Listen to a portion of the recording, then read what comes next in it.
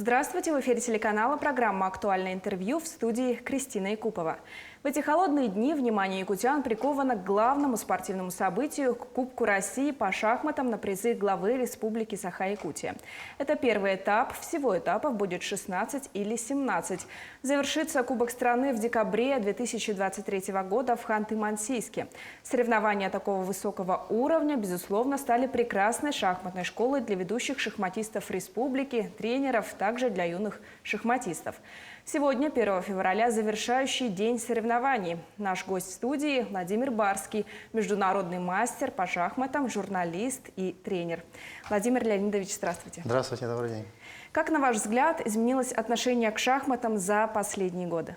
Мне кажется, что шахматы становятся все более и более популярными во всем мире. И они становятся популярными в тех странах, где раньше к ним был интерес, скажем так, умеренный. Не так давно, скажем, отмечали появление первого гроссмейстера в Азии. Ну, как не так давно, несколько десятилетий назад. А сейчас, наоборот, в Азии шахматы стали очень популярны. И ведущие шахматные страны, наряду с Россией, конечно, это Китай и Индия. И очень много сильных шахматистов появилось за последние годы в Узбекистане, молодых, талантливых, в Казахстане.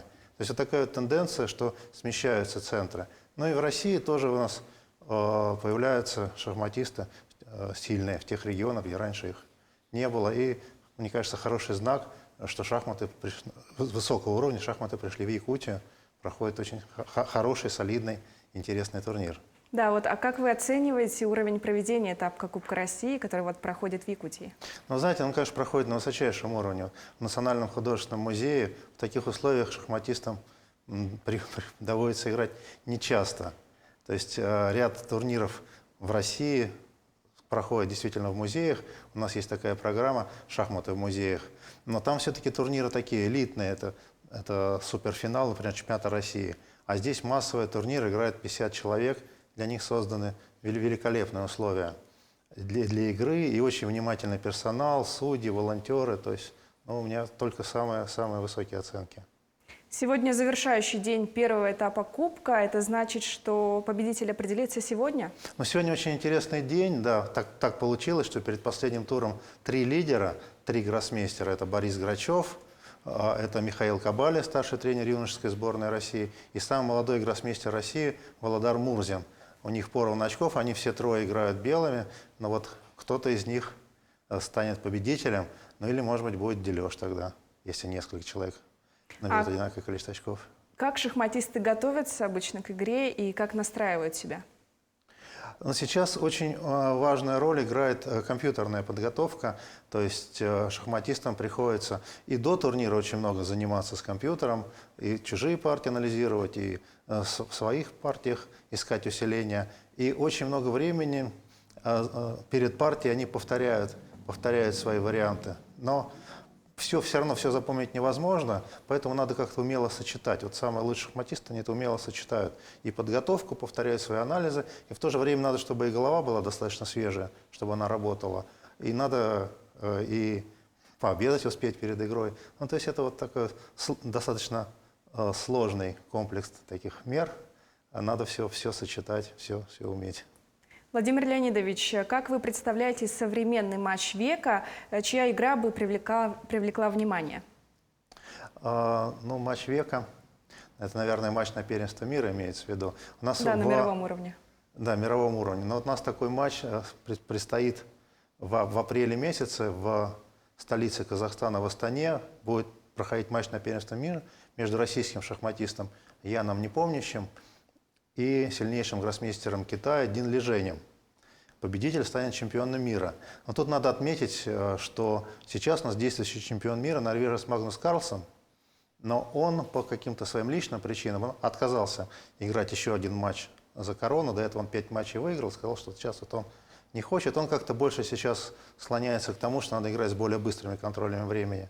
В классику не захотел. Этот матч будет очень интересный. И, конечно, матчи с участием Магнуса Карлсона всегда вызывали большой интерес. Но еще очень интересный и популярный шахматист, американский гроссмейстер Хикару Накамура. Он популярен в интернете, у него очень популярный YouTube-канал, он там играет свои партии, одновременно анализирует их в прямом эфире, рассказывает, шутит.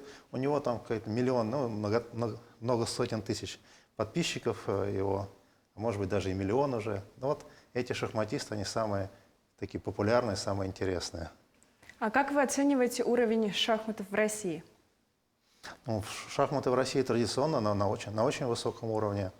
У нас отечественная шахматная школа, как бы она сохраняет лидирующие позиции, хотя, вот, как я уже говорил, азиатские страны, такие как Индия, Китай, Иран, я еще забыл отметить, в Иране тоже много сильных шахматистов, они так немножко теснят. Вот. Но у нас появляются интересные молодые шахматисты, происходит смена поколений. Сейчас Володар Мурзин громко о себе заявил. Он уже давно, несмотря на свой юный возраст, ему еще нет 17, в этом году будет 17 лет, он уже давно известен как такой подающий надежды. Мне кажется, за последнее время он заметно усилился, просто стал хороший гроссмейстер. У нас есть и другие молодые хорошие шахматисты. Это Арсений Нестеров, гроссмейстер, Рудик Макарян, он еще не гроссмейстер, но нет сомнений, что он станет. Ну и ряд других. И у нас, конечно, хорошие девушки. Лея Гарифуллина у нас, Полина Шувалова, ну, Александра Горячкина, она вице-чемпионка мира, но тоже она еще вполне очень молода. Так что у нас, мне кажется, хорошая перспектива. А кого можете, например, выделить из Якутии? Может, какие-то юные шахматисты у нас уже отличаются? Ну, вы знаете, так вот лучше, мне кажется, не выделять, чтобы не сгладить. Но шахматисты есть у вас хорошие. Вот я сегодня провел мастер-класс и давал сеанс юным шахматистам. Очень цепкие, такие изобретательные, напористые. То есть перспектива есть хорошая. Но им, наверное, нужно побольше опыта, побольше встречаться с ребятами, не с ребятами, со взрослыми, с конкурентами из других регионов, чтобы, так сказать, не вариться в собственном соку, а развиваться. И я бы отметил, конечно, что у них невысокие рейтинги международные, но это не должно вводить в заблуждение. Они у них явно заниженные. Как только они вот будут играть в международных турнирах, ну и в российских, всероссийских турнирах, они этот рейтинг быстро наберут. Так что перспектива есть, но надо работать, конечно. И вот ваши пожелания начинающим спортсменам? Ну, знаете, мне кажется, самое важное в любом деле, в шахматах, ну и в шахматах особенно, это надо любить то, чем ты занимаешься, обязательно. Надо к этому относиться с какой-то даже, можно сказать, со страстью, с интересом, с любопытством. То есть вот если это у них есть, изучать что-то новое, играть, стремиться достигать каких-то спортивных результатов, тогда все получится. Вот я бы пожелал юным шахматистам, конечно, сохранять тот интерес, ту любовь к шахматам, которая у них есть. А зависит ли то, вот, кто лучше играет, может, как-то этническая принадлежность? Не абсолютно. Нет, не абсолютно. Нет, я... От чего это зависит? Может, школы какие-то, кто где Ну, обучается? школа, безусловно, важна. Школа, безусловно, важна, потому что в России как бы хорошая шахматная традиция, и у нас хорошие тренеры, и поэтому появляются новые таланты, их как-то правильно выращивают. Но, с другой стороны, была такая совершенно не шахматная страна Норвегия. Там были, что у нас там, лыжи были, там, не знаю, биатлон. И вот появился такой вот гений Магнус Карлсон. Поэтому так нельзя сказать, где появится. Тут трудно сказать. Но, конечно, в стране с большими традициями больше вероятность того, что появится сильный шахматист. Или взять, например, Индию. Вот в Индии еще не так давно никого не было, потом раз появился гений Ананд, Виша Ананд, стал чемпионом мира. А потом, надо отдать ему должное, он очень много внимания уделяет подрастающему поколению, и там просто начался шахматный бум. Сейчас юные индийские шахматисты, они и в Европе выступают, и в Азии, во всем мире, и просто много сразу выросло, там десяток, как минимум десяток очень сильных перспективных шахматистов. Такая же ситуация в Узбекистане. В Азербайджане тоже получили поддержку на высоком уровне. У них вот появились за последние годы очень сильные молодые, ну, девушки прежде всего, но и юноши тоже у них подрастают. Поэтому тут так нельзя сказать, где появится, но вот очень важно внимание и поддержка. Вот поддержка главы республики Саха-Якутия, я думаю, что она поможет вашим юным шахматистам вырасти. Никаких тут нет препятствий для роста. Только стараться, играть в турнирах, тренироваться.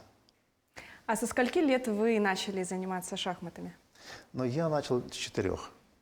У меня просто есть старшая сестра, и отец, на 4 года старше. Отец решил, что вот пора ей показать, ну а я так маленький как бы тоже увязался. Потом у сестры пропал интерес, а у меня остался. А вот по вашему мнению, лучше, например, начать заниматься шахматами вот с самого детства? Ну, мне кажется, да, но только это надо делать такой интересной, в игровой форме, чтобы, опять-таки, чтобы у ребенка был интерес. Не надо заставлять. Не надо заставлять, а надо так, чтобы ему было интересно. Вот опять же, Магнус Карлсон, он очень рано начал заниматься шахматами, я не помню, то ли в 5, то ли в 6 лет. Потом у него отец большой любитель шахмат, он именно любитель, он не профессионал. Они начали заниматься, а потом у Магнуса интерес пропал. Отец расстроился, как бы вида не подал. Магнус стал там заниматься футболом, еще чем-то. А потом через несколько лет он сам захотел, он сам вернулся, и тогда уже он пошел, и вот никто его не может остановить. Стал сильнейшим шахматистом мира. Поэтому с юными шахматистами тоже надо стараться их заинтересовать, увлечь, но ни в коем случае не заставлять, иначе можно отбить интерес к шахматам, ну и ко всему, чему угодно, к любому занятию, но к шахматам прежде всего. Владимир Леонидович, вы также наш коллега-журналист. Сегодня мы отмечаем небольшую дату. Нашему телеканалу исполнилось 5 лет. Ваши пожелания? Ну, я очень рад вас поздравить. Я желаю вам, чтобы ваш канал оставался такой, как он сейчас есть, оперативно освещал все события и в спорте, и в общественной, в культурной жизни, чтобы ваши коллеги работали, сохраняли интерес, какой-то задор, интерес к профессии. Вот. Ну и чтобы было как можно больше приятных новостей, которыми вы бы радовали своих зрителей. Спасибо. Владимир Леонидович, спасибо, что пришли к нам в студию и ответили на наши вопросы. Спасибо. А я напомню, гостем сегодняшней программы был Владимир Барский, международный мастер по шахматам, журналист и тренер. Оставайтесь на нашем телеканале.